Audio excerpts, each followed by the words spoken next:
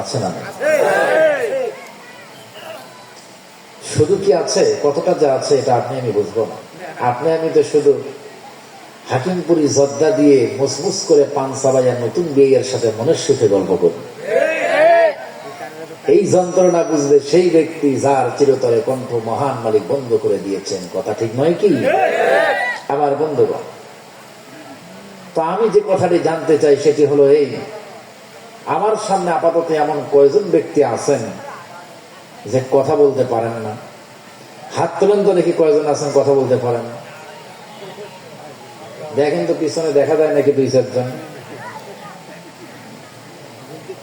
সম্মানিত নীলফামারীবাসী, এই কণ্ঠটা দিয়েছেন, এই জবানটা দিয়েছেন যিনি, তিনি কে? আল্লাহ কি ভুল করেছেন? আল্লাহ কি অন্যায় করেছেন? আল্লাহ কি দয়া করেন নাই?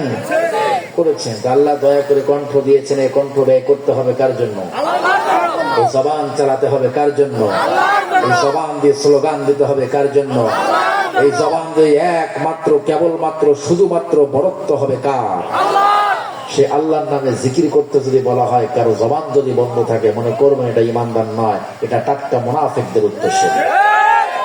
আমরা কি মদিনার মুনাফিকদের উত্তরসূরি হতে চাই? আমরা হব ইমানদারদের উত্তরসূরি। কথা ঠিক কিনা? সবাই একসঙ্গে একই তালে, কারো কণ্ঠ যেন বন্ধ না থাকে। সবাই একসাথে পড়েন লা ইলাহা ইল্লাল্লাহ।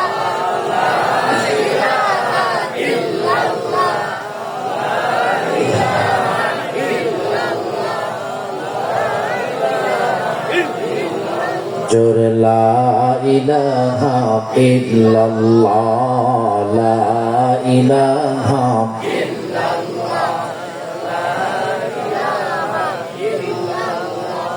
সুবহানাল্লাহ ওয়াল হামদুলিল্লাহ, লা ইলাহা ইল্লাল্লাহ, লা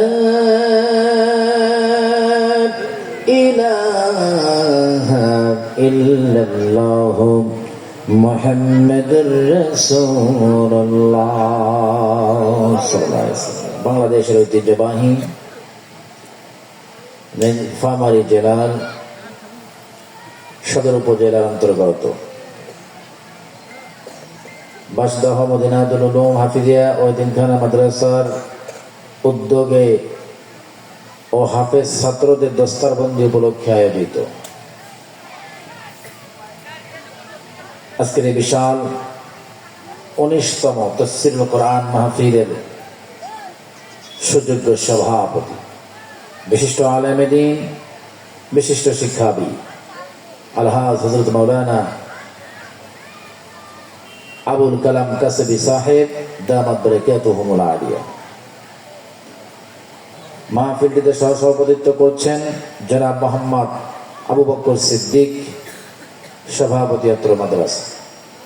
আমরা দোয়া করে আল্লাহ পাক তার এই দুইজন খাদেমকে দিনের জন্য, ইসলামের জন্য কবুল করুন, বলেন আমিন।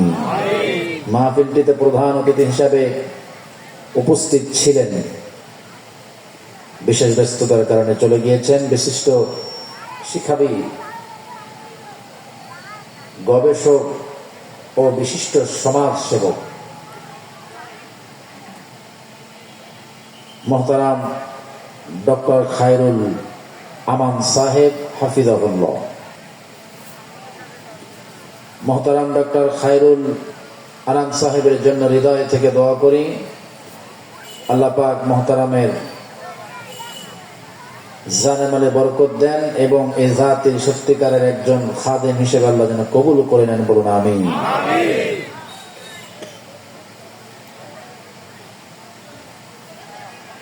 আজকের মাহফিলে আমার পূর্বে আলোচনা করেছেন এই অঞ্চলের একদম পরিচিত একজন মানুষ,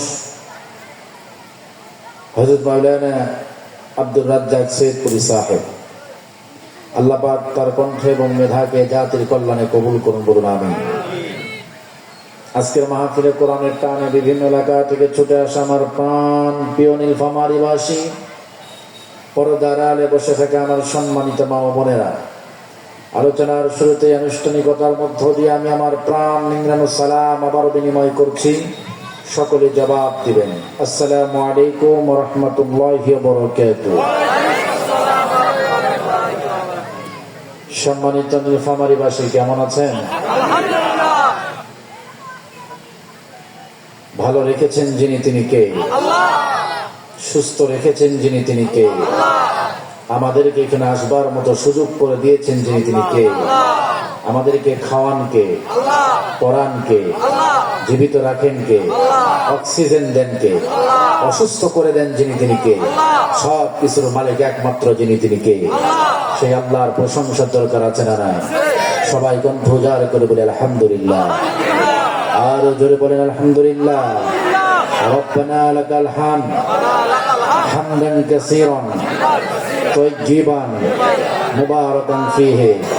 আমরা প্রশংসা করলাম কার? লাভ হয়েছে কার? আল্লাহ। আল্লাহ লাভের দরকার আছে?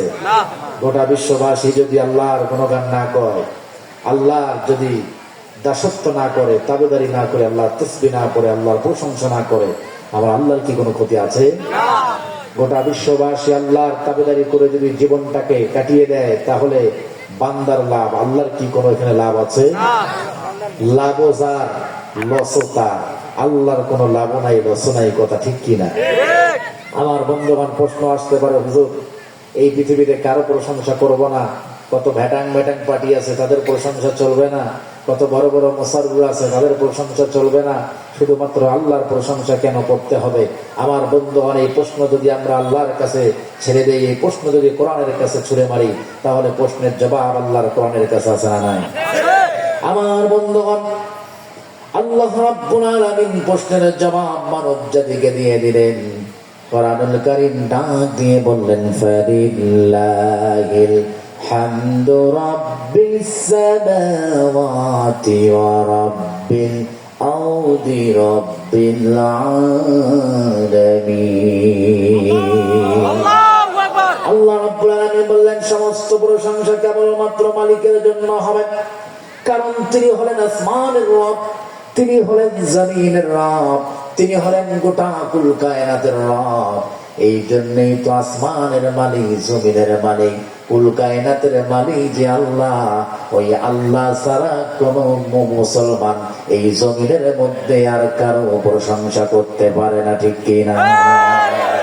আমার বন্ধুগণ, আমরা দেখেছি বিগত 16টা বছর যারা শুধুমাত্র একটা ক্ষমতার জন্য, মসনদের জন্য, একটা চেয়ারের জন্য আল্লাহর গুণগান বাদ দিয়ে, আল্লাহর দাসত্ব দাবিদারি বাদ দিয়ে, আল্লাহর প্রশংসা বাদ দিয়ে মুসালদের পিছনে তেল মেরেছে, আজকে কিন্তু তাদের অস্তিত্ব বাংলার জমিন থেকে বিলীন হয়েছে।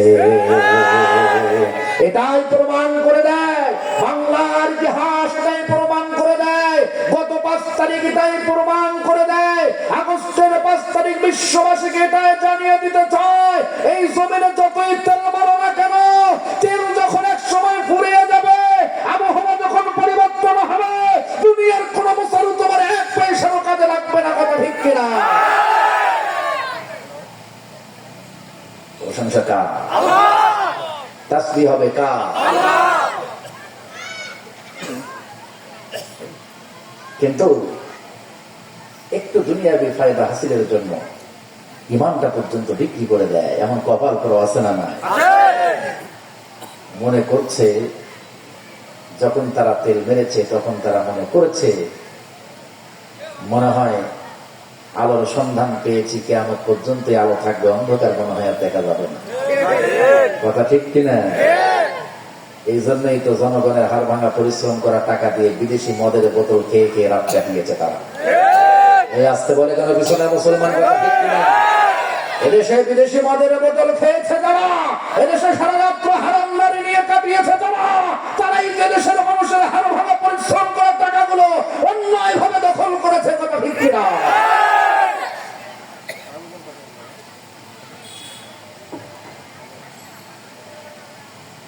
সকলে একবার পড়েন সাল্লাল্লাহু আলাইহি ওয়াসাল্লাম। রাসূলের প্রতি মহব্বত আছে না আমাদের? আমার বন্ধুগণ, তারাই তেল মারতে মারতে স্লোগান দিয়েছে, আমার নেতা, তোমার নেতা, ট্যাবলেট নেতা, ক্যাপসুল নেতা। ক্যাপসুল নেতার চরিত্র ফুলের মতো পবিত্র, এই স্লোগান বাংলার মাটিতে ছিল কি ছিল না? আমরা বলি মিয়া থামো, তুমি যে নেতার পিছনে স্লোগান দিচ্ছ তার চরিত্র ফুলের মতো পবিত্র, তুমি কি জানো সে সারাটা রাত্র হারাম নারী নিয়ে কাটিয়ে দেয়? তুমি কি জানো সে শুধুমাত্র নিজের মসমতকে টিকে রাখার জন্য নিজের ইমানটা পর্যন্ত বিক্রি করে দেয়? তুমি নামাজ পড়ছো, তুমি নিজেকে হাজি হিসাবে পরিচয় দিচ্ছ, তুমি নিজেকে একজন দাঁড়িয়েওয়ালা হিসেবে পরিচয় দিচ্ছ, তুমি একজন নিজেকে মুসলমান হিসেবে পরিচয় দিচ্ছ, আর তুমি একজন জেনাকারী নেতার পিছনে মিথ্যা স্লোগান দিচ্ছ। তুমি তো হলা মদিনার মুনাফিকদের টাটকা উত্তরসূরি বেটা ঠিক না? এমন দাঁড়িয়েওয়ালা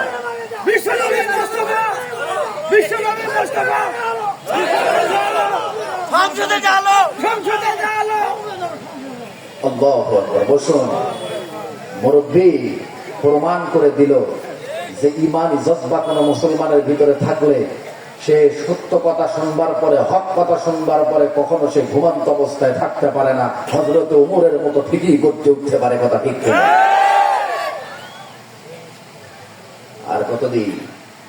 আর কতদিন মুসলমান তুমি ঘুমন্ত অবস্থায় থাকবা? ঘুম ভাগানোর দরকার আছে না? গত পরশু দিন ছিলাম শরীয়তপুর সখীপুর থানাতে, একদম পর্দার তীরে। ওরা বলছে হুজুর এই এলাকায় তারা ছাড়া কেউ ছিল না, এই এলাকায় তারা ছাড়া কেউ ছিল না, শুধু তারাই ছিল। কেউ কথা বলার সাহস পেত না। আলহামদুলিল্লাহ আজকে ঘরে ঘরে মনে হয় দিনের মুজাহিদ তৈরি হয়েছে। আলহামদুলিল্লাহ। আজ শুধুমাত্র আবহাওয়া পরিবর্তনের কারণে মনে হচ্ছে ঘরে ঘরে এমন কিছু মুসলমান তৈরি হয়েছে যারা আগামী দিনে বাংলাদেশটাকে ইসলামী হুকুমত ছাড়া আর কিছু দেখতে চায় না। চিৎকার করে আল্লাহু আকবার।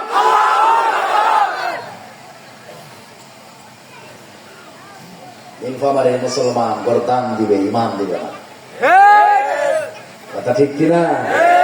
নীলফামারীর মতো মাটি ইসলামের ঘাঁটি।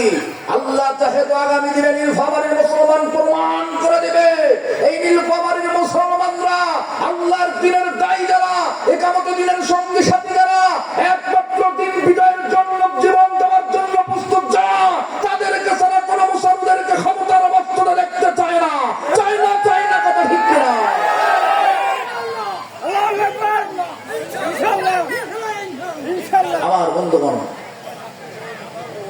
আমার বন্ধুগণ লক্ষ্য করুন, গভীর মনোযোগ দেন। আজকে বিগত ১৬ বৎসর ধরে যারা মিথ্যা স্লোগান দিয়ে আসলো আমার নেতার চরিত্র ফুলের মতো পবিত্র, আমার বন্ধুগণ একটু লক্ষ্য করুন, হৃদয়ের কানটা লাগান। এই জমিনের মধ্যে একজন নেতার চরিত্র ফুলের মতো পবিত্র ছিল, যে নেতার নাম জানাবে মুহাম্মদুর রাসূলুল্লাহ সাল্লাল্লাহু আলাইহি ওয়াসাল্লাম। বলেন সুবহানাল্লাহ। আমার বন্ধুগণ, তার চরিত্রটা কেমন ছিল? নবীজি যখন মদিনায়, হঠাৎ একদিন নবীজির ঘরে একজন বিধর্মী মেহমান সেজে ঢুকে পড়ল। নবীজি তার খাওয়া দাওয়ার ব্যবস্থা করলেন, সমস্ত খাবারগুলো নবীজির বাড়িতে খেয়ে ফেললেন। এরপর নবীজি বিধর্মী মেহমানকে নিজে ঘরে থাকার জায়গা করে দিলেন। আমার বন্ধুবান, থাকার জায়গা করে দিলেন। রাতের মাঝখানে বিশ্ব নবীর ঘরের বিছানাগুলো পায়খানা করে মেহমান নোংরা করে দিলেন। আমার বন্ধুবান, রাত্র শেষ হওয়ার আগে বিছানা নোংরা করে মেহমান নবীজির ঘরে থেকে পালিয়ে গেল। নবীজি রাত্র শেষ হয়ে গেল। এরপর মেহমানকে ডাকবার জন্য মেহমানের ঘরে কাছে আসলেন। এসে দেখেন মেহমান তো নাই, ঘরের দরজা খোলা। মেহমান আসে না পালাইছে? মেহমান পালাইছে। নবীজি ঘরের দরজা খুলল। ঘরের দরজার ভিতরে ঢোকার সঙ্গে সঙ্গে গন্ধ পেলেন। নবীজির নাক মোবারকের মধ্যে দুর্গন্ধ চলে আসলো। নবীজি বুঝতে পারলেন যে মেহমান সুযোগ পেয়ে আমার বিছানাটা নোংরা করে দিয়েছে। নবীজি এই দৃশ্য দেখার পরে রাগান্বিত হলেন না, উত্তেজিত হলেন না, মন খারাপ করলেন না, বদদোয়া দিলেন না, লানত দিলেন না। নোংরা কাপড়গুলো, নোংরা বিছানার কাপড়গুলো নবীজি নিজে হাত দিয়ে নিয়ে গিয়ে পরিষ্কার করা শুরু করে দিলেন। সুবহানাল্লাহ। ও বাংলার মুসলমান নেতা কেমন হয় একটু লক্ষ্য করো। আদর্শবান নেতা কাকে বলে? সৎ চরিত্রবান নেতা কাকে বলে? নীলফামারীর মুসলমান একটু হৃদয়ের কান্ডা লাগাও। নবীজি নোংরা কাপড়গুলো নিজে হাত দিয়ে পরিষ্কার করেছে। ইতিমধ্যে হযরত ওমর নবীজির দরবারে হাজির হয়ে গেল। সুবহানাল্লাহ। আমার বন্ধুগণ, আর কিছু সাহাবীরা হাজির হয়ে গেল। সাহাবীরা দেখছেন নবীজির ঘর নোংরা করেছে কে জানো? নবীজি নোংরা কাপড়গুলো নিজ হাত দিয়ে পরিষ্কার করছে। এই দৃশ্য দেখার পরে সাহাবীদের মাথা তো গরম। কি কারণে গরম? কারণ সাহাবীরা তো নবীজিকে সাধারণ ভালোবাসতেন না। যুদ্ধের ময়দানে গিয়ে যখন দেখতেন নবীজির কলিজার দিকে তীর আসছে, ওই তীরটা সাহাবীরা নিজেদের কলিজার মধ্যে গেঁথে নেওয়ার জন্য নবীজির কলিজার সামনে নিজের কলিজাটা পেতে দিতেন। বলেন সুবহানাল্লাহ। এত মহব্বত নবীজিকে সাহাবীরা করতেন। সেই সাহাবীরা বলছেন, ও নবীজি, কোন বেয়াদব এত বড় দুর্ঘটনা ঘটিয়েছে, এত বড় অন্যায় করেছে, নিকৃষ্ট কাজ করেছে, আপনি অনুমতি দিন আমরা তাকে ধরে এনে অধিক শাস্তির ব্যবস্থা করতে চাই। নবীজি বললেন, সাহাবীরা রে, উত্তেজিত হইও না, রাগান্বিত হইও না। আমি নবী ওই বিধর্মী মেহমানকে তো অপবাদ দিতে পারি না, তাকে লানত করতে পারি না, অভিশাপ দিতে পারি না। আমি নবীজি তার জন্য হিদায়াতের দোয়া করেছি, তোমরাও তার জন্য হিদায়াতের দোয়া করো। সে না বুঝিয়ে করেছে।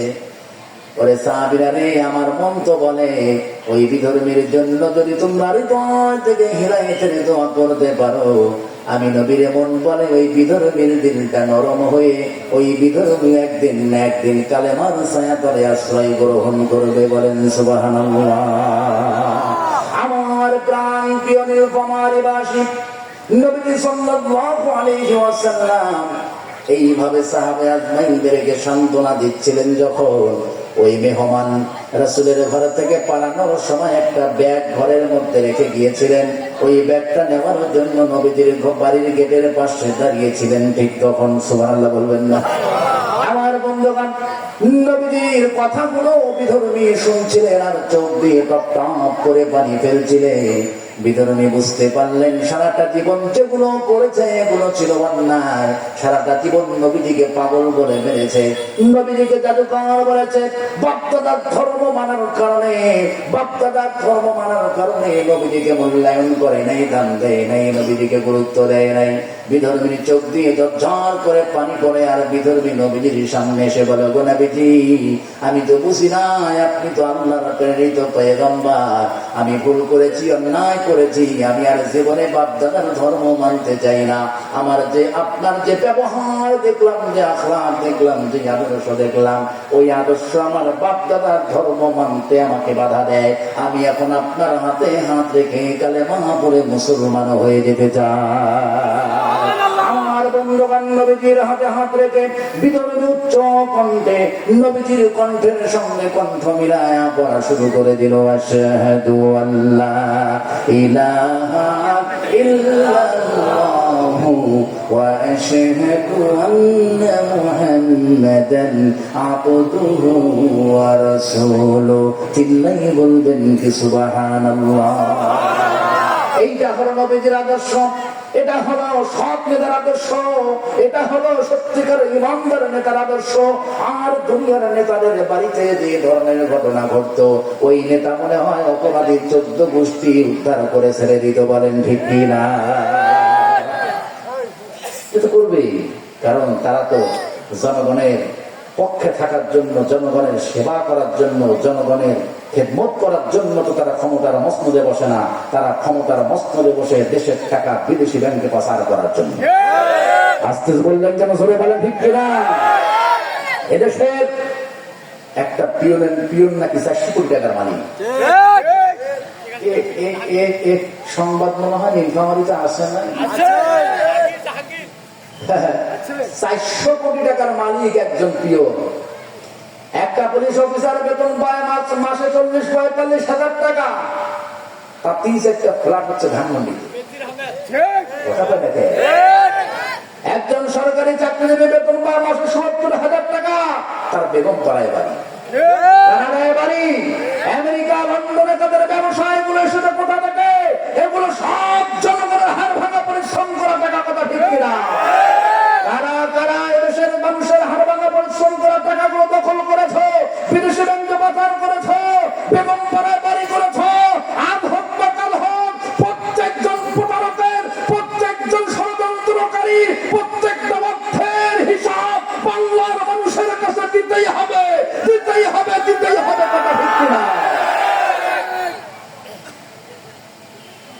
রাগ করলেন? বেশি বললাম? কিচ্ছু করার নেই। আমার বন্ধুগণ, বাংলার মুসলমানরা আগামী দিনে আর কিচ্ছু চায় না, একটা জিনিস চায়, সেটা হলো ইসলামী হুকুমত। কথা ঠিক কিনা?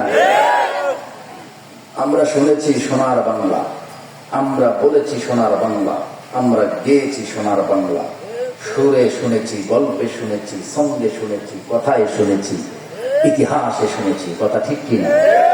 আমার বন্ধুগণ, হৃদয় থেকে বলেন তো দেখি, বুকের মধ্যে হাত দিয়ে বলেন তো দেখি, আমার বাংলাটাকে আসলেও সোনার বাংলা হয়েছে? জোরে বলেন, জোরে বলেন, হয়েছে? হয় নাই। কেন হয় নাই জানেন? এই বাংলা সত্যিকারের সোনার বাংলা হবে সেই দিন, এই বাংলা সত্যিকারের সোনার বাংলা হবে সেই দিন, এই বাংলা সুরে নয়, ছন্দে নয়, গল্পে নয়, কথায় নয়, এই বাংলাটা সত্যিকারের সোনার বাংলা রূপ নেবে সেই দিন। আল্লাহে বাংলার কসম করে বলি, এই বাংলার সংসদে আল্লাহর কোরআন দিয়ে আইন চালু হবে যেদিন, বাংলার সংসদ চলবে আল্লাহর কোরআন দিয়ে যেদিন, সেই দিন এই বাংলা সোনার বাংলা হবে।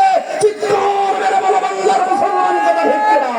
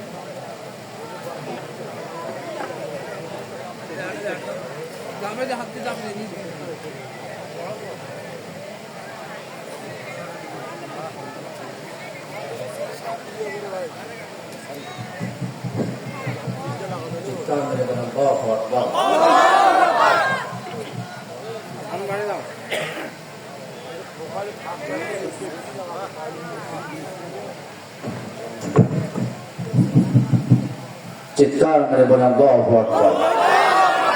আমার বন্ধুগণ, বাংলাদেশে মুসলমান আছে 96%, আমরা জানি। আমরা শুধু নামে 96% থাকতে চাই না, আমরা কাজেও 100% হতে চাই। কথা ঠিক কিনা? এক মুহূর্ত বাঁচতে চাই না ওই জীবন নিয়ে যে জীবনের মধ্যে কোরআনের শাসন নাই। এক মুহূর্ত ওই বাংলা দেখতে চাই না যে বাংলা কোরআন দিয়ে চলবে না। এক মুহূর্ত ওই নেতা আমরা দেখতে চাই না যে নেতার মধ্যে ইসলাম থাকবে না। আমার নেতা হবে সেই নেতা যেই নেতার জীবন চলবে আল্লাহর কোরআন দিয়ে। কথা ঠিক কিনা?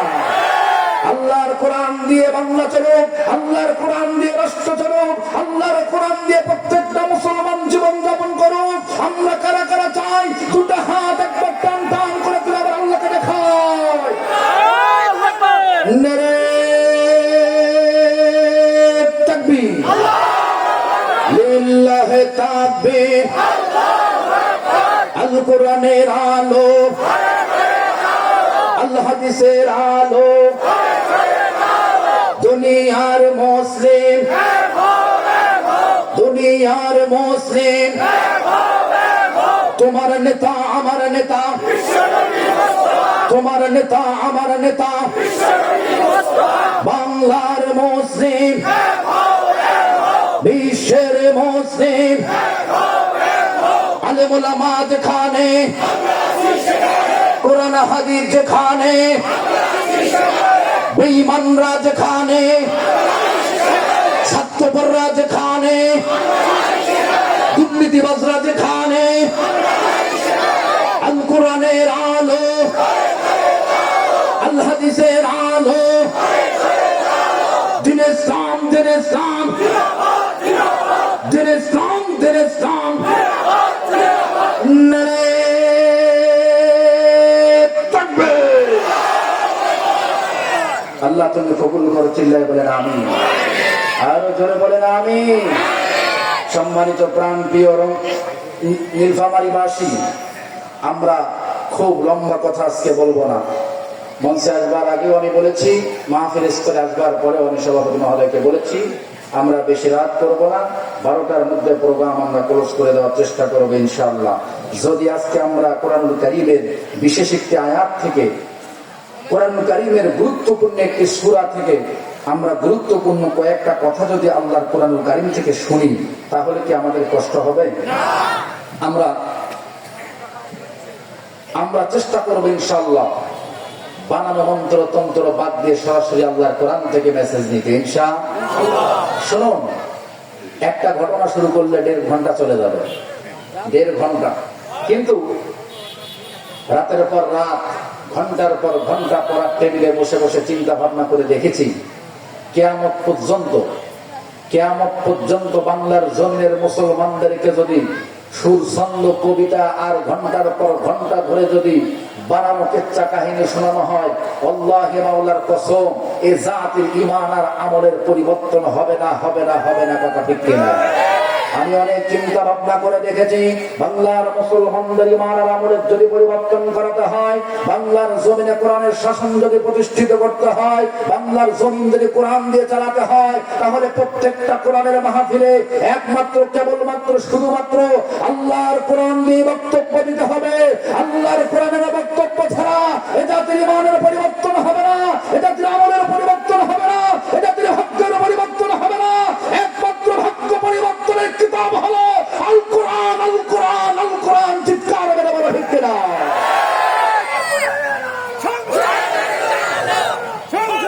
আল্লাহ তুমি কবুল করো বলেন আমিন। সম্মানিত বন্ধুগণ, সূরাতুল ফুরকান কান লাগান আছেন আপনারা? বিরক্ত হচ্ছেন না তো? কষ্ট হচ্ছে না তো? সূরাটার নাম সূরাতুল ফুরকান, আয়াতটার নাম্বার হলো ৭৪। সূরাটা নাযিল হইল নবীজির মাক্কি জিন্দেগিতে। 3টি কথা খেয়াল রাখেন। সূরাটার নাম ফুরকান, আয়াতের নাম্বার ৭৪, নাযিল হয়েছে মক্কায়। এটা তো তাফসীরুল কোরআন মাহফিল, ঠিক না? একটি আয়াত থেকে আমরা শেষ পর্যন্ত কথা শুনবো, 2টা নয়, একটা মাত্র আয়াত থেকে। আয়াতটা নাযিল করেছেন যিনি, তিনি কে? ওনার দয়া বান্দার প্রতি কম না বেশি? কম না বেশি? আমার বন্ধুগণ, কেমন করে বুঝবেন বেশি?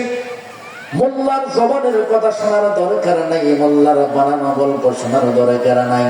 সরাসরি আল্লাহর কোরআন থেকে আমরা শুনতে চাই। আল্লাহ রাব্বুল আলামিন জানিয়ে দিলেন, গোলাম রে, আমি তোরে ভালোবাসি, আমি তোর প্রতি দয়া করি, মায়া করি, মহাব্বত করি। এটা কেমন করে বুঝবি?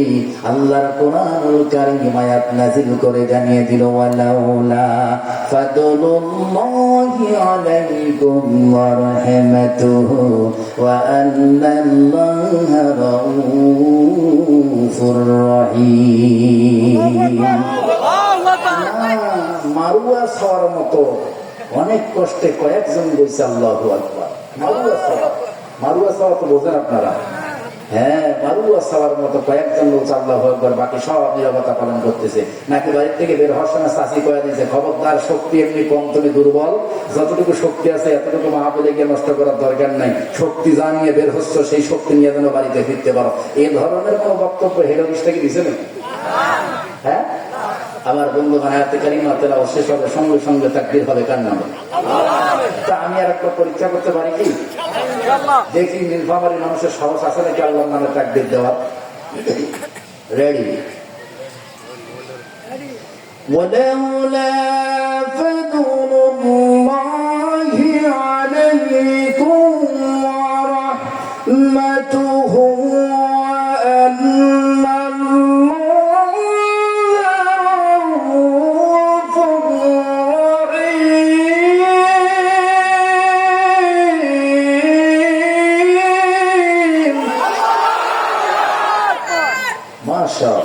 ব্যাটারি তো চার্জ ঠিকই আছে। আমি তো ভাবছি ডাউন করছে ব্যাটারি। আল্লাহ তুমি কবুল করো বলেন আমিন। কোরআনের মতো মধু কি কোনো জায়গায় আছে? কোন কিতাবের মধ্যে আছে? কেন নেতার বানানো মন্ত্র তন্ত্রের মধ্যে নাই? বাবার দেওয়া মন্ত্রের মধ্যে নাই? পীরের দেওয়া মন্ত্রের মধ্যে নাই?